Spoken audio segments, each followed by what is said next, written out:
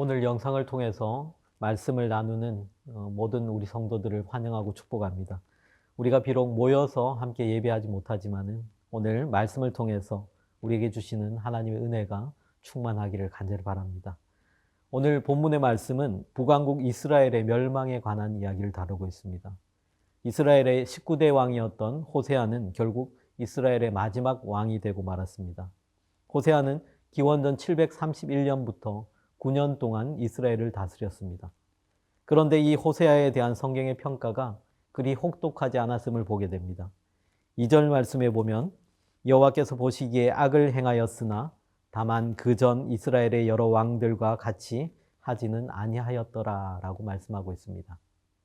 이 호세아도 악한 왕이었지만은 그나마 그전 왕들보다 나았다라고 말합니다. 하지만 이미 이스라엘을 향한 하나님의 진노와 하나님의 심판은 피할 수 없는 일이 되고 말았습니다.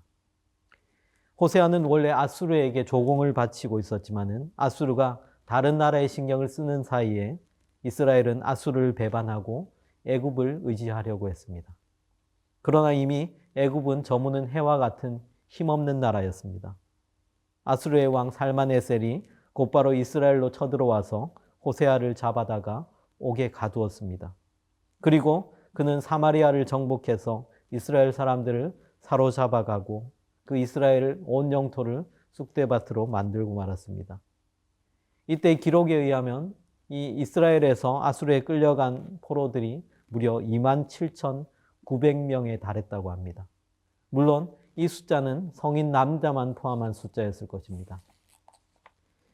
200년 동안 북왕국 이스라엘을 다스렸던 많은 왕들, 이 19명의 왕들 가운데서 하나님 보시기에 선한 왕은 찾아보기 어렵습니다. 모두가 하나님 보시기에 악을 행했고 특히 그들은 이스라엘의 첫 번째 왕이었던 여로보암의 악한 길에서 떠나지 않았다. 즉 우상을 섬기는 길에서 떠나지 않았다라고 말씀하고 있습니다. 여로보암 때의 선지자 아히야가 이런 예언을 했습니다. 열왕기상 14장 15절의 말씀을 보면 여호와께서 이스라엘을 쳐서 물에서 흔들리는 갈대같이 되게 하시고 이스라엘을 그의 조상들에게 주신 이 좋은 땅에서 뽑아 그들을 강 너머로 흩으시리니 그들이 아세라상을 만들어 여호와를 진노하게 하였음이니라 말씀하고 있습니다. 7절부터의 말씀을 보면 이스라엘이 하나님 앞에서 어떤 죄를 저질렀는지 구체적인 내용들을 하나하나 나열하고 있습니다. 그 가운데 핵심은 바로 7절부터 12절까지 말씀에 나옵니다. 북이스라엘이 멸망한 가장 근본적인 이유, 그것은 바로 10계명 가운데 1계명을 범한 것입니다.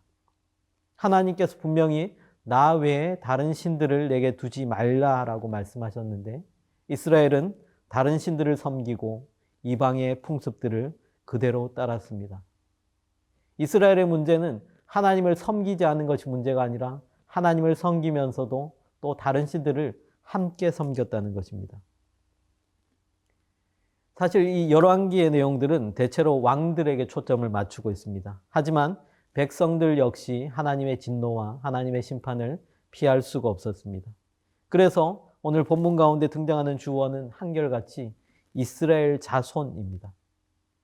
그들이 멸망하게 된 이유는 죄에 대한 하나님의 심판, 하나님의 심판의 결과라는 그 사실입니다.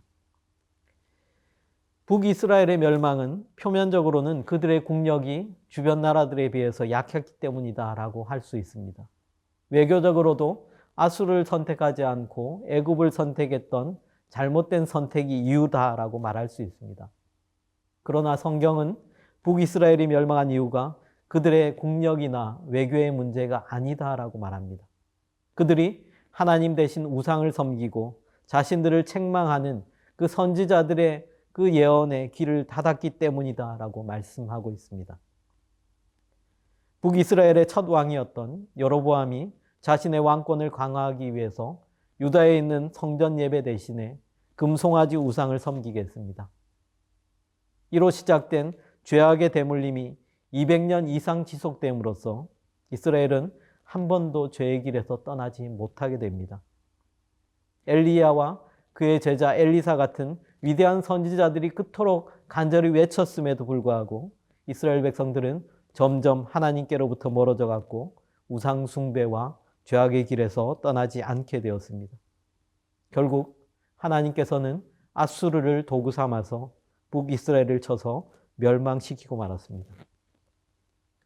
사랑하는 성도 여러분, 이스라엘의 멸망은 세상 역사의 눈으로 보면 강대국에 의한 약소국의 멸망으로 보입니다. 그렇지만 그 이면에는 역사의 주관자이신 하나님의 손길, 하나님의 심판의 손길이 있습니다. 세상에 우리가 부닥치는 많은 문제들이 있지만 사실 그 문제의 본질적인 해결책은 하나님과의 관계에 있다라는 것을 오늘 성경은 우리에게 보여주고 있습니다. 여호수아 3장 말씀에 보면은 이스라엘 백성들이 요단강을 건너야 하는 문제에 부닥치게 됩니다.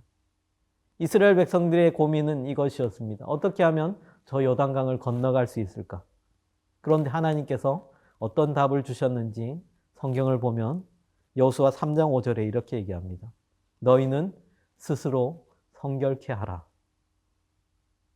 지금 강을 건너가야 하는데 하나님께서는 이스라엘 백성들에게 성결을 요구하십니다. 결론이 어떠했습니까? 이스라엘 백성들이 하나님의 명령을 따라 성결 의식을 행한 후에 요단강 앞에 섰을 때 위로부터 흘러내리던 요단강 물이 끊어졌습니다. 여호와의 계를 맨 제사장들의 발이 요단강을 닿았을 때 그 물길이 열려서 그들은 요단강을 건너갈 수 있게 되었습니다. 요단강을 건너는 방법이 배로 건너는 것도 아니었고 다리를 놓는 것도 아니라 하나님 앞에 성결함을 회복하였을 때 가능했다라는 것입니다. 우리는 참 어려운 문제들을 겪고 있습니다. 코로나19로 인해서 경제적인 문제로 인해 또 관계의 문제, 정서적인 문제들, 우리 앞에 참 많은 문제들이 부닥치고 있습니다. 이러한 때 우리가 먼저 해결해야 될 것, 먼저 문제의 뿌리부터 찾아야 할 것입니다. 하나님과의 관계를 먼저 회복하십시오. 모든 역사의 주관자 되시며 우리를 회복시키시고 우리를 치료하시고 온전케 하실 하나님의 전능하신 손길을 먼저 바라보시기 바랍니다. 홍해를 가르시며 요단강 물을 멈추시고 풍랑을 잠잠케 하시는 전능하신 하나님의 손길, 그 하나님의 역사가 오늘 우리 삶 가운데에도 나타나기를 간절히 소망합니다. 이 위기를 통해서 우리가 더 기도하고 더 하나님의 도우심을 간절히 구할 수 있는 저와 여러분들 다 되시기를 우리 주님의 이름으로 간절히 축복합니다.